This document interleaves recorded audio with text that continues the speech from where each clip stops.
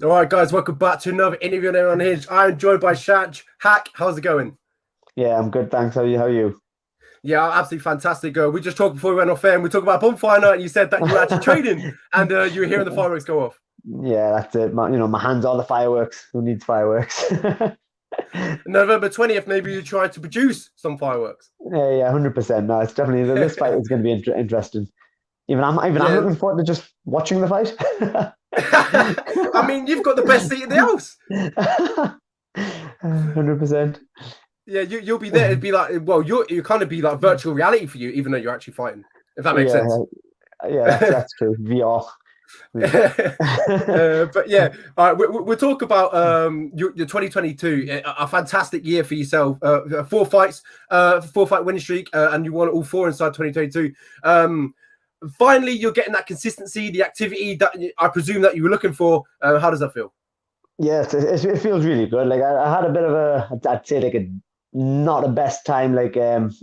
From like between like 2017 onwards. I've had some personal stuff happen, and it just took a lot of time to pick myself back up. And I just feel like I've finally done it. With the help of the right people, kind of got myself back to where I need to be. And obviously, you've seen in the last year, I just thought, what is that's it? Let's go now. And it's shown. I believe I should have had this opportunity way few years back, good few years back. In fact, multiple times when you really look at it. But I guess the politics got the better of it, and I never got my shot when I felt like I deserved it. But they couldn't keep it away from me for too long. I mean, you're 6-2. We talked about that before we went on air. You're 6-2 inside Cage Warriors. So I completely agree that you should have got this shot much earlier.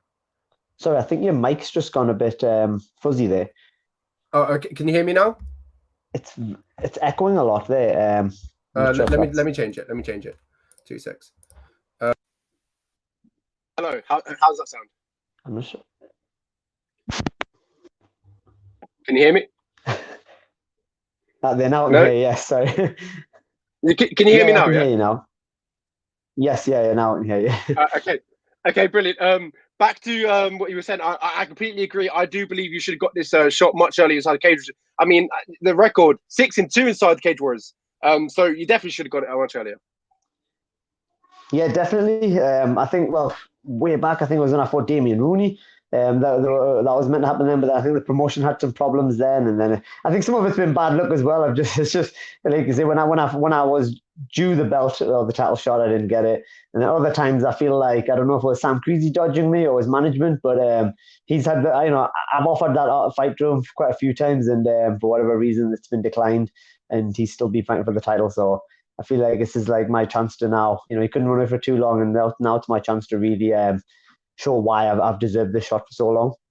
Yeah, absolutely. I completely agree. You've spent most of your career inside Cage Warriors, but in 2022, you were outside promotion, but you had some fantastic success. Now you find yourself back into Cage Warriors. But I want to talk briefly on that time away from Cage Warriors. Talk to me about what went down. Obviously, 4 fight winning streak. What clicked outside of Cage Warriors to get that 4 fight winning streak? I don't think it's not really anything to do with Cage Warriors. I think it was just me and just the place I was in my life, really. Just with the things with the gym, some personal problems at home. I think I just had a lot of things change. I think the last time I fought Sam Creasey, which was it 2016, I think it was. Yep. Yeah. I think that was me at my peak then. I felt like I was at the top of the world then, and then a few things just happened.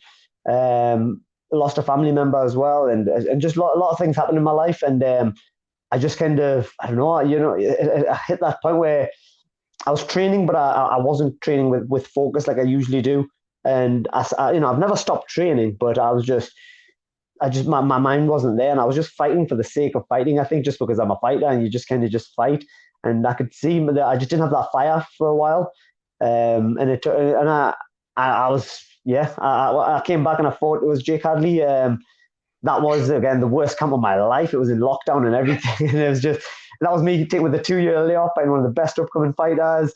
And yeah, and I think I just wasn't there. So after that fight, I just kind of had a good talk with my coaches, my wife and everybody, just kind of to figure out what I need to do here because I kind of keep training and doing what I'm doing there. So I had a good talk with him, my brother, my coach Jordan.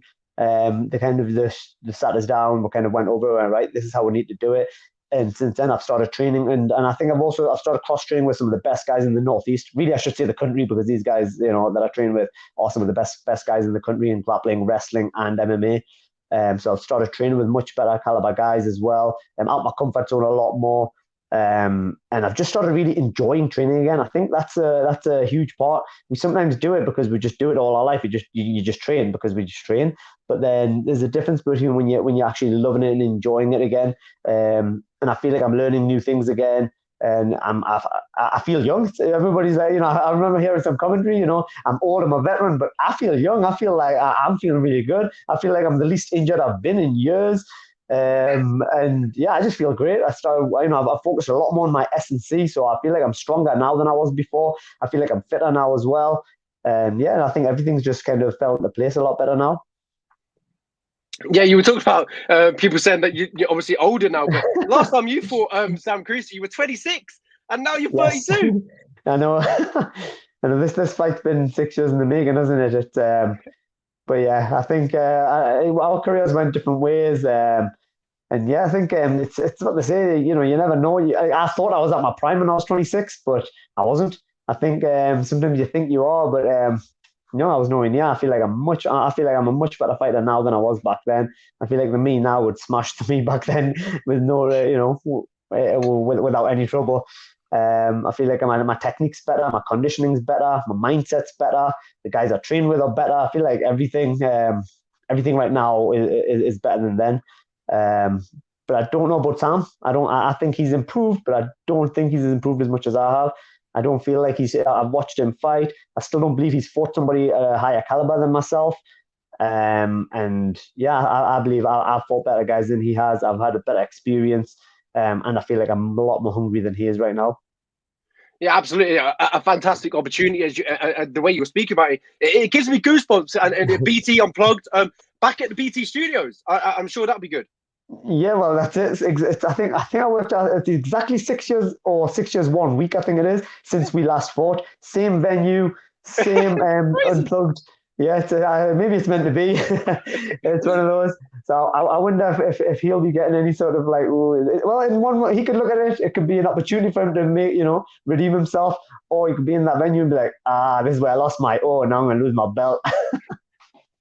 I love it. I want you to talk to me about obviously the fight against Sam Creasey, a very familiar opponent. As you talked about, you beat him in 2016. You were both young. You were 26, he was 28. Now, I would say you're men in this game. So talk to me about this fight now, and and obviously for the belt. What does it mean? Yeah, I think it's this fight. We're both at like a similar point in our career. I think we both want to get to the UFC. And I think he needs to beat me to have that to be able to prove that he is good enough to be in the UFC. I believe I just need to beat him so I can get that belt, because this fight, I feel like I've kind of got the title of being like the number one flyweight. I'm the best flyweight. I think I've got a win over him, but he has the belt. So it's I feel like he has to beat me to really be an undisputed champion. And I have to beat him to prove that I'm finally a world champion, and to have just a belt to kind of show it. But like I said, I believe I'm the number one flyweight outside the UFC. To be fair, I believe if I had the right opportunity, I'd be the best flyweight even within the guys in the UFC. I just need that chance. I just need that opportunity to show it now. I'm a much better fighter now than I was a year or two ago. Yeah, I completely agree. You beat Samir in your last fight. He was a former Cage Warriors champion, and now you get that shot at the Cage Warriors champion against Sam Creasey. But ultimately, the first counter in 2016, you talked about, you don't know what to expect from Sam Creasey in this fight because it's been a long time since you fought. You don't know where he's going to come in the same fight. Or obviously, I feel like he's going to come leaps and bounds. He's improved as a fighter. We've seen it in his last few fights. He's well-rounded, striking is good. But ultimately, what are you kind of expecting from Sam Creasey? I'm expecting him to be just a good, well-rounded fighter. I think I feel like he's just sharpened up what he was already good at. But I still don't believe he's fully improved his weaknesses. I've still seen him gas out in fights. He's been knocked out just 2 fights ago.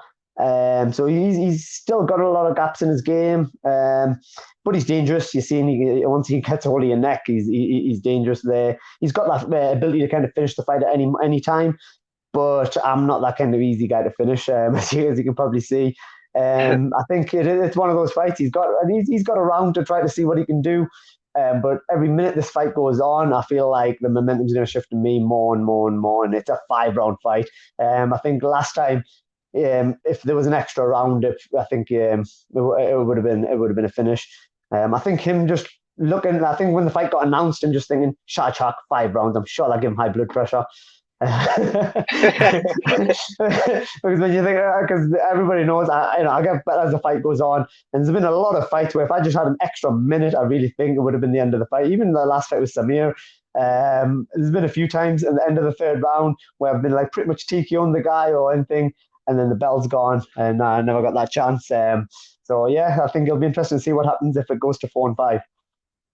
Yeah, so ultimately, you were talking about your cardio, there, and it going to 5 rounds.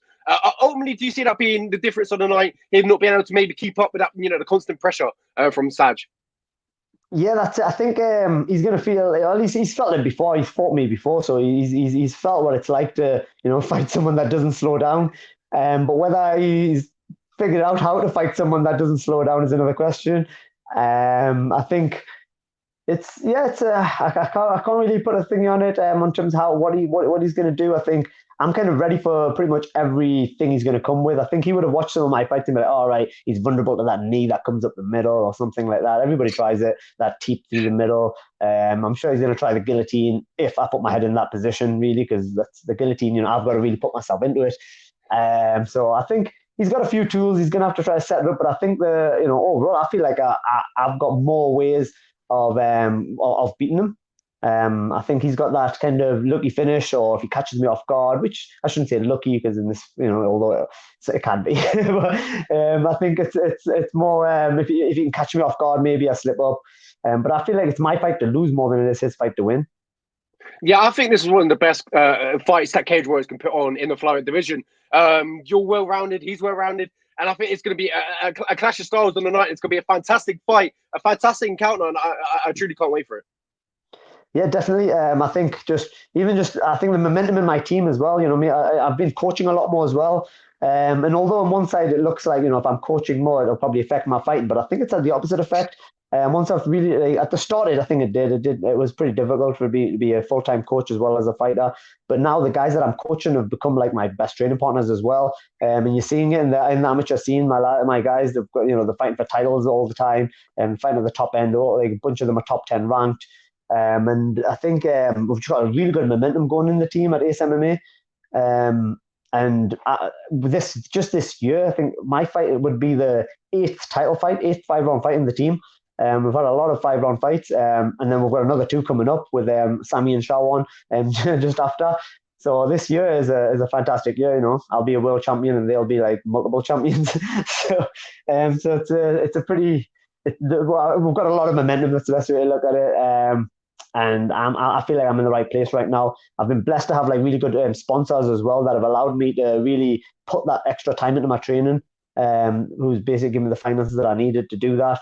And so I'm a pretty lucky person. I always count my blessings. I've got a good wife who's always kind of like helping us. We've had, it's been tough having, what is it? This is the 5th fight in like 14 months or something. Yeah, it's crazy. These are back-to-back fight camps. I've got a little one as well. So, it takes a lot out of you. But I've got a lot of momentum at the same time, and I've got really good support behind me. So I wonder what he's. I'm excited to see what he's going to bring. But I'm bringing the cavalry in myself. Yeah, you talked about obviously being a full-time coach as well. This just came off the top of my head. Do you feel like since you transitioned into that full-time coach, that maybe you've looked at your fight differently, a different perspective? Because the way you look at a fight, when if your fight is fighting. Yeah. You would look at that differently, but then now when you're fighting, would you say you look at your fights maybe differently now? Yeah, I think I feel like I've become a much better analyst, should I say, in terms of analyzing myself and other people. But I think the main thing is that I feel like I've almost got that responsibility to kind of be the role model that I'm telling these guys to be. So I want my guys to be the best in the world. I want my goal is to create fighters that achieve better than I do or get further than I do. Now, I want to set that standard to be very high. So I think that's kind of put that pressure on myself to really kind of go out there and set a high standard for these guys to then, try to achieve the same. So I think it's that thing, I've got to kind of be the role model that I'm telling them to be. and I think that's what's really kind of given me that kind of push to do it. Yeah, exactly. I completely agree. You talked about the momentum at the moment as well at Ace MMA. Just quickly, bringing that belt, what would it mean for yourself, for the gym? Because you talked about the momentum, and if you bring that belt back, Jesus Christ, that you might just unleash a different whole animals. That's it. I think that's all we need. We've got that many belts. We just need that world title belt. I've felt that I feel like I'm a world champion. I just need that belt to kind of just make it official. Because like I say, I've beat Sam Creasey. He's that world champion. I beat Samir. He's a world champion. You know, he was a world champion. Sorry. And I feel like I just haven't had that world title. I beat guys like Ronnie Man, you know, but it just didn't happen to be for a world title. But I feel like I've beat guys that are world champions. And I think that belt just needs to go on the wall, and it just needs to. It's like to complete the collection of belts that we've got. And yeah, I think that'll just bring the morale of the team like super high as well. So yeah, I'm super excited. Yeah, I know it's great for the team, but what would it mean for Shaj? Obviously, you have that belt on the wall. What would it mean for you personally? For me, it means a lot. You know, I've always wanted to be a world champion. That's been one of my goals. Obviously, I want to be a UFC world champion, but one of the goals was to be a world champion of one of the major promotions. And it was mainly Cage Warriors because that's where I've been fighting all the time. I've been hunting that belt for so long. So for me, it's like it's like a mission that I need to accomplish, if that makes sense. I feel like to accomplish this mission, I've had to complete the entire game and then kind of come back and do the side mission to kind of get the belt. I've kind of had to do it that way. Yeah. Some little side quests. It's well, that's kind of what I feel. I feel like I've beat the guys, and now I'm going to come back and beat the guy again just to get the additional little trophy that you get. But yeah, no, it means a lot to me. This belt does mean a lot, and I think yeah, it's been one of my career goals. And you know, after that one, my other career goal is to be in the UFC game. I want to be in the UFC game. I'm not even that bothered about the UFC. I want to be in the UFC game. You know, you have no idea how much time I spent when I used to play the old Fight Night game trying to make a character look like me. So, you know, if I could get a game where I'm already in there, that'd be awesome too. So basically, what you're saying is you just can't be asked to make yourself anymore. You just want to fight yourself. Absolutely phenomenal. But yeah, and also obviously becoming a world champion, that would also I would be the first Bangladeshi born world champion as well. And I think that can inspire an entire nation of young athletes. And I think that's something I'd really like to do. The country of Bangladesh, MMA is a little bit, I'd say, further behind in that country. And I think if I can win something like that and kind of inspire more people in that country to kind of take up the sport, or even just in the local community in this country, I think it'll just open up another community to the sport. And I'd love to be that guy that can do that. I always tell guys, I always represent both England and Bangladesh. I don't forget where I've learned all this from, where I've grew up. But I also understand that the guys that are Bangladeshi can relate to me. They have the same, you know, they come from a similar background. And I hope that I can kind of inspire a nation to kind of take the sport on, and hopefully we'll see more and more higher level Bangladeshi athletes after me. Yeah, if you do get that belt, I'd love for you to defend that belt in a utility arena. It would be phenomenal. Which arena is that? The utility one, Metro Radio. Oh yes, yeah, that'd be awesome. Yeah, if I can bring it back, yeah, because I think is it George has also got the title, so it'll be excellent. George Hardwick. Yeah. And now he's on the same card now. He's on the same card as me. Yeah, George is. Yeah, yes, and then Harry Hardwick won just weekend gone, so he might fight for a belt. Yeah. That'd be awesome if we bring it. You know, if we can bring it to the Northeast again. It's been a while since it came to the Northeast. So yeah, if we can bring cages back to the Northeast, that would be pretty awesome too. I can't even remember the last time we had like a really big promotion here in the Northeast in MMA. It might be Bellator, if I'm honest. I think it was Bellator. Yeah, I think it was Bellator when it was for a long time ago that though. But yeah, Bellator. That was the last. That's when Bellator had Aaron Chalmers and they were trying to invest in him. Yes, yeah, that was it. Yeah. Back to the fight against Sam Creasey. I want just quickly last question about the last fight in 2016. What ultimately can you take away from that first meeting? I'm kind of obviously it's one of those. It's in your head. You fought him before, but I just feel like it's a totally different fight right now.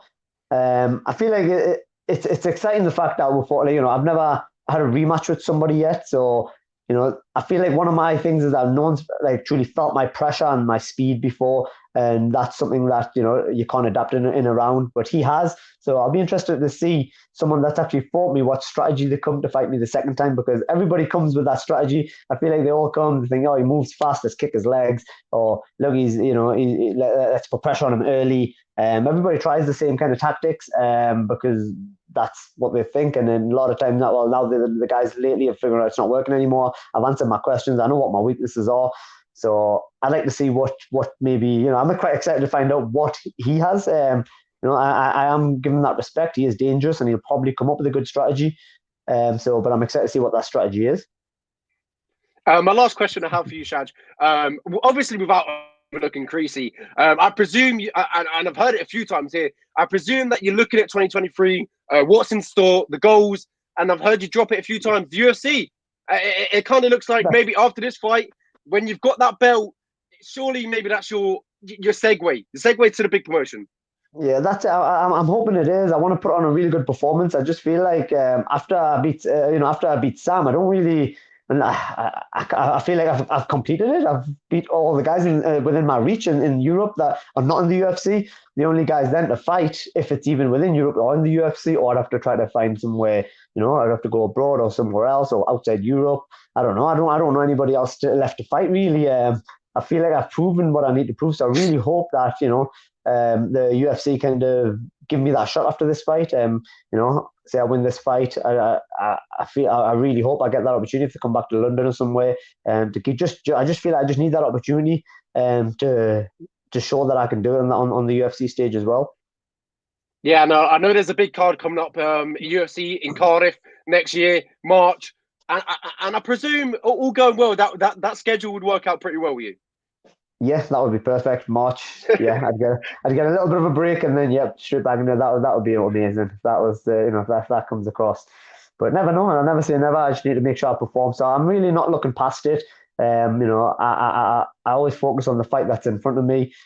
You know, there's nothing I can change in the future. So it's after the fight. So I'm just focusing on this fight, and then I'm just gonna see what happens afterwards. I just need to have this fight, and then probably need to take a little bit of a break as well because I've just been non-stop like in, what did I say, 14 months.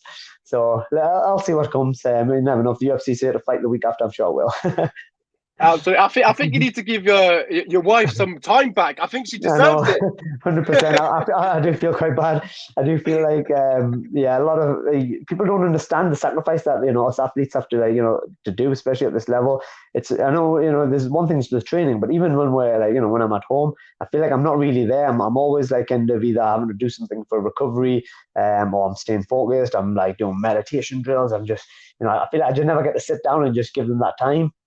So yeah, I don't think over the New Year time in December and the New Year, I think I will, take a little bit of a break, just more for psychological reasons.